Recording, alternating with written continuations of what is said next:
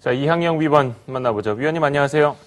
네, 안녕하세요. 네, 오늘 뭐 많은 분들에게 좀 힘든 하루가 될 텐데, 자, 그 바람이 불어온 곳부터 한번 거슬러 올라가서 질문을 드려볼게요. 미국의 이제 더블 딥 우리와 다시 한번 좀 깊이 들어가고 있는데, 물론 그 사전적 의미로는 마이너스 성장까지는 아직은 안 갔으니까 더블 딥은 아닐 텐데, 앞으로 더블 딥이 나타날 가능성이 있다. 정말 위원님도 그렇게 보십니까?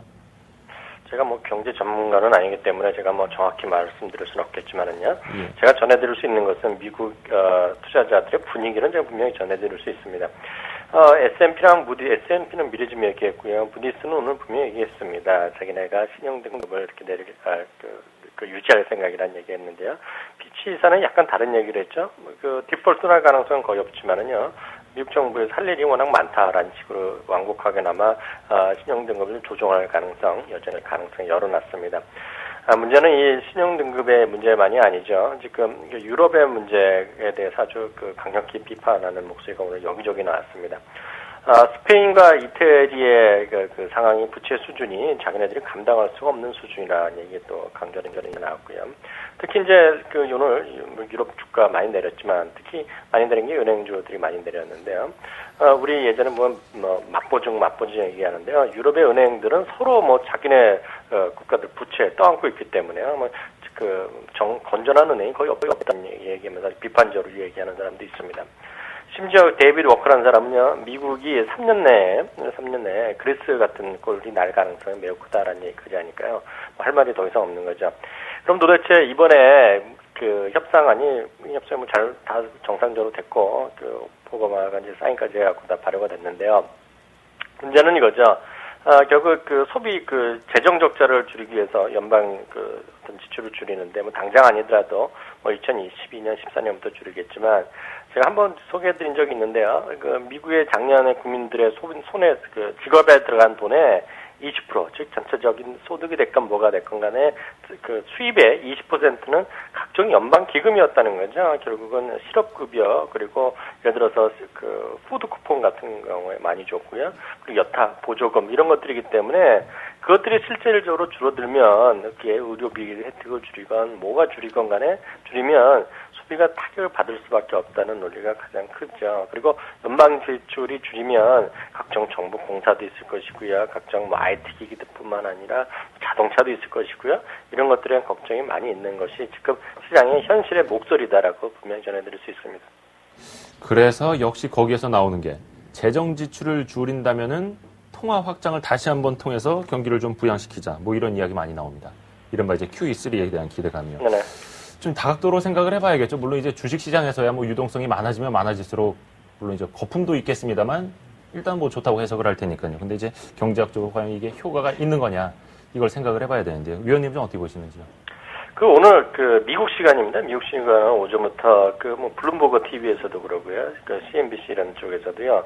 얘기하는 것이 QE3 얘기를 많이 했습니다. QE3의 가능성이 있느냐. 그러니까 양적 완화, 3차 양적 완화가 가능성이 있느냐. 그리고 이제 다음 주 화요일인가요? 화수가 아마 FOMC 회의가 열릴 텐데요. 그래서 그런 것들에 논의가 되지 않겠느냐 얘기를 전문가들은 얘기해서 다 각자 목소리에 떠들더라고요. 근데 결국은 거기서 앵커가 질문하는 것이 이거죠. 그러면 여태까지 양적 완화 2번 했는데 무슨 효과가 있었느냐 하면 할 말이 없다는 거죠. 또 다 공통적으로 얘기하는 것이 하나가 있습니다. 주가가 올랐다는 것이죠. 그것은 결국은 돈이 풀었기 때문에 유동성이 이 주식시장 안에서 맴돌았을 뿐이라는 거죠. 우리나라도 항상 얘기 나오고 일자리 창출 얘기 나오지만 미국도 완전 심각한 거 아닙니까? 9% 넘는 실업률을 보이고 있고요. 물론 그리스 같은 경우 20% 넘고 30% 육박한다는 얘기하지만은 지금 양적 완화를 3번째 하더라도요. 물론 또 돈이 풍족히 돌아가면서 뭔가 주시장이 좋을지 모르겠지만 실업률이 좋아지겠느냐, 실업률이 개선되겠냐에 대해서는 뾰족한 수가 없다는 것이죠. 오늘도 심각한 얘기 나왔죠. 지금 미국 경제가 이제 상당히 볼 것이 없다. 그러면서 이제 결국 동쪽으로 가야 된다는 얘기, 아시아 쪽이나 이런 쪽에. 만약 정말 그쪽으로 가면 우리한테 도움이 되겠지만은요. 지금 당장에 보면 미국에 대해서 갑자기 어제부터 갑자기 더 목소리가 커지는 것도 분명히 있겠지만은요. 물론 또 내일 급반다면 다른 목소리가 나오겠지만은요. 미국의 경제에 대해서 정말 희망보다는 약간의 좀 비관적인 전망이 많이 나오고 있습니다. 그렇죠. 일단 돈만 풀어서 경기가 좋아진다면야 뭐 급격한 인플레이션만 없다면 뭐 괜찮을 수도 있겠지만 1차, 2차 통해서도 이게 고용과 주택 지표로 이어지지 않았다라는 걸 많은 사람들이 봤기 때문에 좀 의문시 되는 게 사실이고요. 계속해서 좀 고민은 이어지겠네요. 그러면 여기서 대안은 뭔가? 대안을 좀 찾아봐야 되는데 지금 뭐 주식 비중을 줄이는 것만이 대안일까요? 어떻게 보세요? 저는 기본적으로 뭐 주식 비중을 줄이는 것이 뭐 그 최선의 선택일지 모르겠지만 최소한 차선의 선택은 된다고 보고 있습니다. 그 대안으로 얘기하는 것들 오늘도 이제 대형 증권사들뿐만 아니라 중소형 증권사도 다분히 오늘의 시황이나 투자 전략 쪽의 파트를 보면 중소형주다, 내수주다 얘기합니다. 물론 지금도 오늘 보면 그 아침보다는 많이 먼저 살아난 것이 중소형 IT 관련 주식이 살아났죠. 아몰레드 관련주 그리고 롯데쇼핑, 현대홈쇼핑, 뭐 그 현대백화점, 현대그린, 뭐 저도 자신도 얘기했지만은 하여튼 그런 것들이 좀 살아나고 있는 건 사실이라는 얘기죠. 그럼 계속 그런 것들이 가겠느냐에 대해서는 어저께도 말씀드렸다시피 중소형 주식이 이미 상대적으로 한 달여 정도 강했고요. 지금은 어찌됐건 위가 됐건 아래로 됐건 폭발하는 시기죠, 에너지가요. 그런 시기를 본다 그러면 저는 그 지금 갖고 계신 분들도 조금은 물량을 챙기는 특히 중소형주들도요, 좀 챙겼으면 하는 생각 갖고 있습니다. 알겠습니다. 그리고 또 하나만 좀 여쭤볼게요. 좀 기회가 될 수 있는 종목일지 모르겠는데 금가스는 뭐 계속해서 사상 최고치입니다. 뭐 경기가 불안하니까 온스당 1,640달러도 넘어서서 계속해서 올라가고 있는데, 근데 국내 증시에서도 뭐 금 관련주, 뭐 LS나 LS 산전, 뭐 고려아연, 애강리메텍 이야기 많이 나오는데요. 근데 거의 금값하고 똑같이 잘 올라가는 종목은 찾기 힘들거든요.